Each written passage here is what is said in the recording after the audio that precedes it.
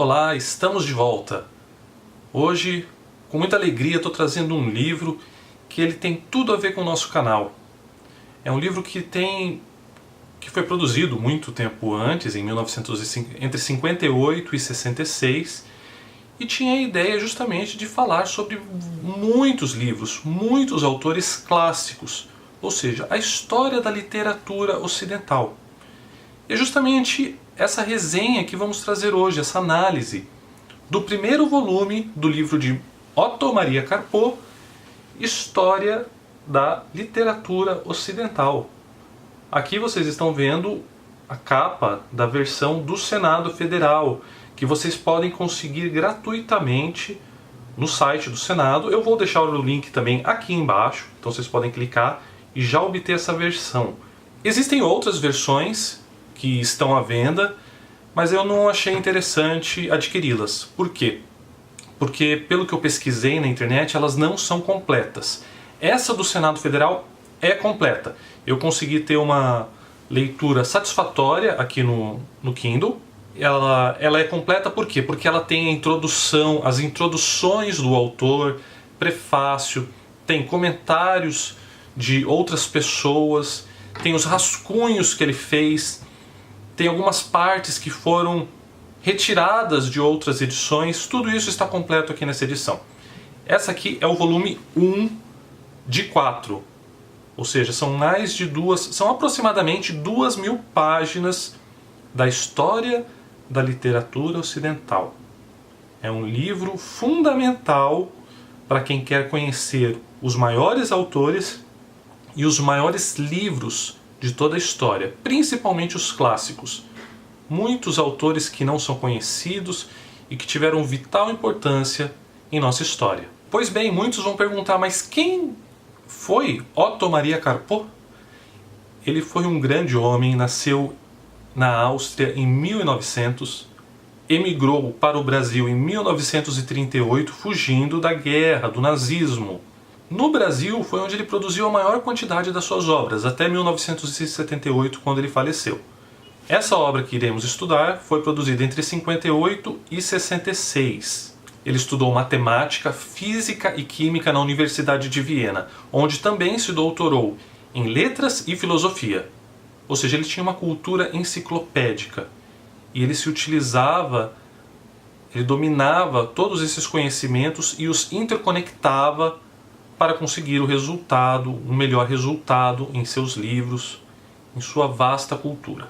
Em relação à literatura, ele dizia que a experiência vital e a expressão poética deviam andar juntas, acrescentando: como expressão total da natureza humana, é que a literatura aparece no mundo e nessa função é que não pode ser substituída por coisa alguma, mas cumpre distinguir a origem individual das obras e, por outro lado, a relação histórica, supraindividual entre as obras. Aquela é o objeto da crítica literária, esta é o objeto da história da literatura. O que fascina e move Carpo é a relação entre as obras, de uma tendência à outra, as correntes de conflito. Ele é um pensador que escreve de maneira simples, mas bem elaborada, conseguindo nos deixar uma obra clara, mas também rica em conteúdo. No prefácio referente à primeira edição, o autor nos diz quais literaturas foram estudadas da Europa e os seus ramos na América do Norte e do Sul. Também vai nos mostrar como que foi dividido o livro. Ele foi dividido em capítulos e cada um desses capítulos refere-se a uma manifestação de estilo. E também um pouco dos autores. Ele vai nos falar individualmente de alguns desses autores, mostrando quais são as principais críticas literárias referentes às suas obras. Lembrando que, nesse livro, ele estudou um total de 8.000 autores. Na introdução, Carpo nos diz: história da literatura é um conceito moderno. Os antigos, embora interessados na coleção e interpretação dos fatos literários, nunca pensaram em organizar panoramas históricos das suas literaturas. A nenhum escritor grego ou romano ocorreu jamais a ideia de referir os acontecimentos literários de tempos idos. e só na época da decadência das letras e da civilização surgiu o interesse puramente pragmático da parte de professores de retórica ou de bibliófilos, de organizar relações dos livros mais úteis para o ensino, para melhorar o gosto decaído, ou então compor dicionários de citações e florilégios de resumos, para salvar da destruição pelos bárbaros os tesouros literários do passado. Ou seja, tem tudo a ver com o canal, conforme eu havia dito no início do vídeo. Por isso que é de suma importância termos um conhecimento amplo dessa obra. Mas coube apenas ao período do romantismo a definição realmente própria do termo história literária, utilizando-se da cronologia para a sua produção. Mas temos que lembrar que, além da cronologia, que é importante para entendermos essa história, também é necessário entendermos o estilo e a ideologia de cada autor e cada obra. Esses estilos e ideologias criaram os movimentos que foram alterando em decorrência dessas mudanças de estilo e ideologias. Portanto, eles devem se impor perante a cronologia, mas sem deixar de utilizá-la, pois essa história está dentro do tempo. Então não temos como falar sobre isso sem falar também, sem utilizar o tempo para explicar.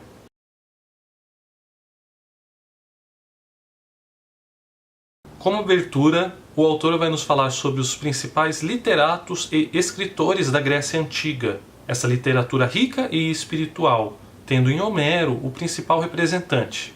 As suas tradições repetiam invariavelmente os mesmos assuntos, utilizavam uma técnica que se chamava mimesis. Essa técnica visava reproduzir o impulso psicológico do poeta em uma estrutura linguística. Ela transformava esse impulso psicológico em uma estrutura linguística, pois o povo, naquela época, não conseguia distinguir entre a realidade e a idealidade. Tudo se misturava. Obras como a Ilíada e a Odisseia eram tratadas como Bíblia, eram estudadas como um catecismo e utilizadas no dia a dia. Já para Carpo, Platão agiu indiretamente na história, por conta da forma de seus trabalhos, pois ele era um poeta. Ele não foi o fundador de uma academia, e sim um profeta, e como profeta ele criou uma seita. Essa seita é a humanidade. E o Império Romano vai nos apresentar uma literatura mais simplista, materialista, individualista. Ela basicamente é uma cópia da literatura grega. Ela já está em decadência. Tem em Virgílio e Horácio os principais nomes, os principais representantes. Os primeiros cristãos irão relegar muitas dessas literaturas. Eles vão se utilizar de seus dogmas para criar os hinos e as liturgias. E vão ter em Gregório Magno o principal representante das liturgias e Santo Agostinho como o principal representante das obras literárias. Carpo nos diz: Agostinho marca uma nova fase da literatura. Era um romano, mas também era um santo. Para a literatura universal, é o Colombo de um novo continente. Para sua época, encerra uma fase decisiva da evolução da mentalidade cristã e inicia outra fase. Após a queda definitiva do Império, o cristianismo retira-se para dentro dos muros da Igreja e a nova alma encontra a sua nova expressão. Eleva-se o hino.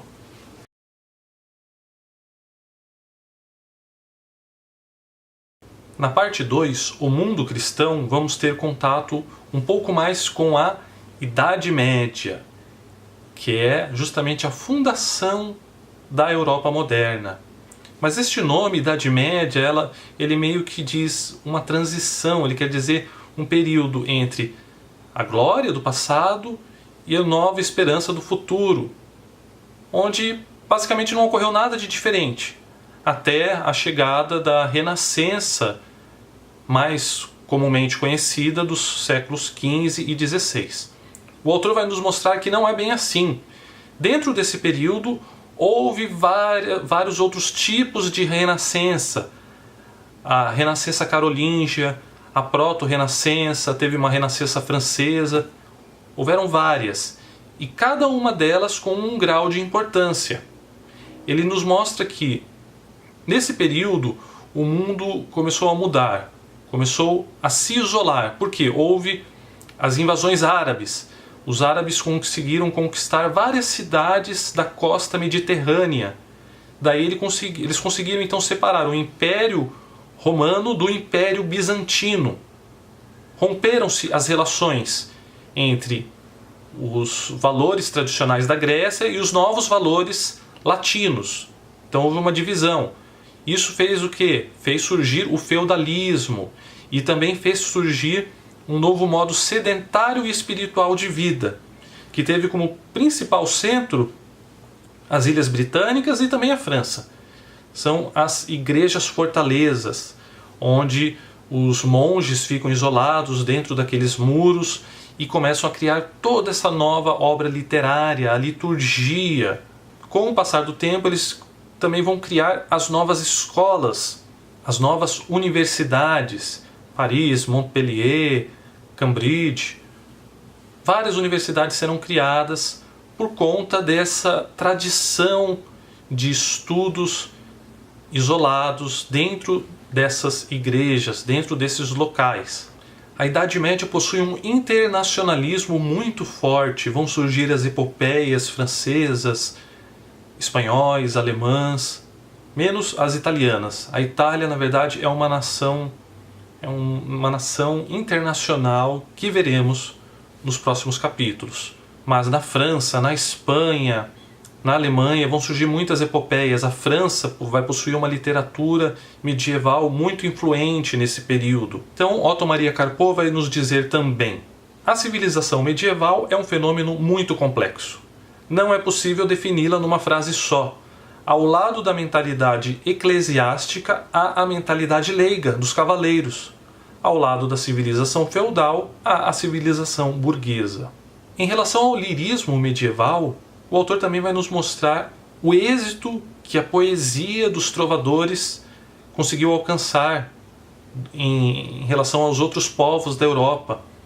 A poesia provinciana, que conseguiu algo que nem mesmo a igreja havia conseguido. Ou seja, ela conseguiu eliminar aquela resistência, aquela influência germânica pagã que ainda existia na Europa. A poesia provinciana conseguiu acabar com isso. Também vamos ter contato com a nova forma de prosa, ou seja, as histórias não eram mais contadas através da versificação das poesias, e sim pelo formato de prosa dos romances. Isso ajudou muito nas traduções posteriores de grandes obras. E também veremos um pouco sobre São Francisco de Assis, esse grande homem, essa grande referência espiritual e também literária, por causa de seu poema Cantico del Frate Soli, que vai influenciar muitos pintores italianos, vai influenciar um novo modo de pensar que em seguida vai chegar, anos mais tarde, ou séculos mais tarde, vai chegar com a Renascença e uma nova reforma no mundo.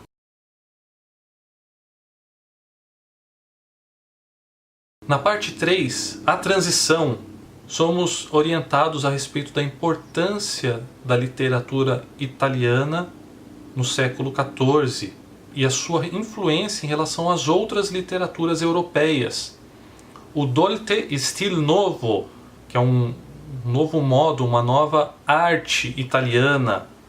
O período do Trecento, que é justamente o século XIV, os anos de 1300, que também é sinônimo de poesia de amor. Além disso, seremos também apresentados as epopeias intelectuais, as líricas realistas e aos contos pessoais. E os grandes autores que influenciaram justamente a Europa: Dante, Petrarca e Boccaccio. Para Dante, a política e religião eram irmãs. Ambas guiavam o homem para a paz terrestre e a beatitude celeste. Ele não tinha como separar a política, o poder imperial e o poder papal. Ele conseguiu então colocar tudo isso em sua obra, o seu amor, a sua erudição, sua paixão política e sua religião. No fundo, a Divina Comédia é então um grande panfleto político que jamais ninguém conseguiu repetir, nem antes nem depois de Dante. Reforçando também o que Carpo nos diz, ele se utilizou de todos os meios conhecidos de expressão, as visões dos monges e os apocalipses dos místicos, a poesia dos trovadores e os hinos dos franciscanos, o dolte stil novo e o humorismo dos diabos, as superstições infernais dos seus antepassados etruscos e o intelectualismo aristotélico do seu mestre Tomás de Aquino. O autor também vai nos falar sobre Petrarca e a sua literatura inteiramente pessoal, se baseando em motivos psicológicos. Ele é um primeiro literato moderno, criador do soneto, muito seguido pelas outras literaturas europeias naquele período. E também vai falar sobre Boccaccio. Boccaccio já era mais realista. Ele falava muito sobre o mundo real e não sobre o mundo imaginário, conforme Dante falava. Na verdade, vão haver poucas semelhanças entre a literatura italiana do período do Trecento e as outras literaturas europeias. São dois mundos diferentes. A literatura da época tem o sonho de ser uma literatura de evasão. Ela quer fugir da realidade terrível para criar epopeias que falam sobre façanhas imagináveis, idílios pastoris e sonhos místicos. É uma literatura pobre e melancólica, conforme nos diz o historiador Jean Huizinga. É o outono da Idade Média. Para finalizar este capítulo, vamos deixar aqui uma citação de Carpo. Só o pseudo-feudalismo intelectual dos aristocratas cultos do século XVI iria apoderar-se da linguagem de Petrarca. Só o novo mundo dramático dos espanhóis e ingleses redescobrirá a comédia terrestre de Boccaccio. Mas Dante continua até hoje na solidão do seu túmulo de exilado em Ravenna.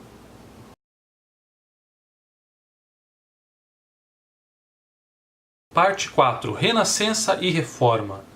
A Renascença é o estudo novamente da antiguidade do homem. Nos Quattrocento, que é o século XV, já será arte moderna e se utilizará dessas artes clássicas como subsídio. A sua principal cidade representante é Florença, a cidade de Petrarca, italiana. Esse período, na verdade, ele vai ser um período de transição, uma preparação ainda primitiva do alto cume da arte italiana, que será o Cinquecento, ou o século XVI. São apenas alguns anos do século XVI. A primeira metade, o Cinquecento, foi a idade áurea da literatura italiana. Foi uma referência europeia que antecedia ao Barroco. Ela conseguia reunir a força vital de seus personagens e equilibrar com a serenidade da expressão estilística dos modelos clássicos. Carpo vai nos dizer: Cinquecento pode ser definido, grosso modo, como síntese do humanismo e do Trecento ressuscitado. Daí o culto de Dante e Petrarca. Daí a possibilidade de a Igreja se aliar ao movimento, aliança que constitui o primeiro ato da tragédia. O segundo, a reação às catástrofes de 1527 e 1530, foi a procura de uma doutrina, de um ponto firme no caos da decomposição política e social. O terceiro ato, o da decadência, acaba com a cisão da literatura italiana em duas: a literatura pseudo-heróica, barroca, das classes dirigentes, e a literatura popular e regionalista, separação pela qual a literatura italiana se caracteriza até hoje. A grande síntese do Cinquecento fracassara. O autor também vai nos falar muito sobre Maquiavel, a importância de seu papel na história e na literatura, pois ele conseguia enxergar a grandeza da Itália e a sua decadência. Ele também vai falar sobre a Renascença Internacional, onde a principal referência era justamente a literatura italiana. E um grande gênio épico, que não era italiano. Ele vai falar também muito sobre Camões, que conseguia reunir nas suas obras o subjetivismo com o objetivismo. Ele vai nos ressaltar: Camões conseguiu o que nenhum outro poeta épico de estilo virgiliano logrou alcançar. Nem sequer o próprio Virgílio. A unidade perfeita do assunto real e do estilo sublime. Só os Lusíadas são epopeia nacional e epopeia regular ao mesmo tempo. A literatura inteira do século XVI é de evasão aristocrática. Não existia uma literatura de oposição popular. Quando começaram a surgir os primeiros vestígios dessa literatura nacionalista, do cavaleiro se defendendo contra o imperialismo da igreja, um novo horizonte se formará, um horizonte de reforma. Mas essa reforma começará primeiramente na Alemanha, será uma reforma alemã. E terá na figura de Martim Lutero o principal representante. Ele que em 1517, com as suas 95 teses, conseguiu mudar a forma de pensar do mundo. Como nos diz Carpo, Lutero é uma das personalidades mais poderosas da história universal. Sua tradução da Bíblia o tornou o maior escritor da língua alemã, fixando-a. É o Dante da literatura alemã. Então ele vai buscar o fim da tradição, o fim do culto aos santos e de todo o resto da igreja corrompida. Ele vai mostrar que apenas o verbo divino deve ser levado em consideração. Então surgirão a sua nova tradução da Bíblia. Essas traduções da Bíblia irão guiar muitas nações europeias rumo à tolerância religiosa, rumo às novas ciências, às novas filosofias e, finalmente, às liberdades espirituais que o mundo vai presenciar nos séculos 19 e 20. Como resultado da reforma surgirão 3 igrejas: a luterana, a calvinista e a anglicana. Mas a própria Igreja Católica também irá fazer uma reforma, que será liderada pelos jesuítas. Será uma contra-reforma. Mas aí já estamos falando de um período que será considerado o Barroco e que será levado em consideração apenas no próximo livro. E essa foi a nossa pequena análise. Espero que tenham gostado. Como ressaltei no início do vídeo, é de suma importância o conhecimento da história da literatura, para conhecermos os principais escritores, literatos e a evolução desses estilos até chegarmos ao nosso, nos dias de hoje. Esses 4 livros de Otto Maria Carpo são fundamentais para isso. Devemos estudá-los, eles nos trazem referências, nos apresentam autores que até então eram desconhecidos e fazem com que consigamos criar uma lista de leitura para o resto de nossas vidas. Então, aconselho a todos que leiam. São nesse volume aproximadamente 540 páginas que são muito prazerosas de se ler. Espero que tenham gostado do vídeo. Não deixem de compartilhar, comentar, curtir. Sigam o nosso canal e também sigam o nosso site www.bibliophilos.com.br. Lá contém um resumo, uma resenha detalhada desse livro. Espero que vocês leiam, que gostem. Tem bastante informação lá. Um grande abraço e até mais.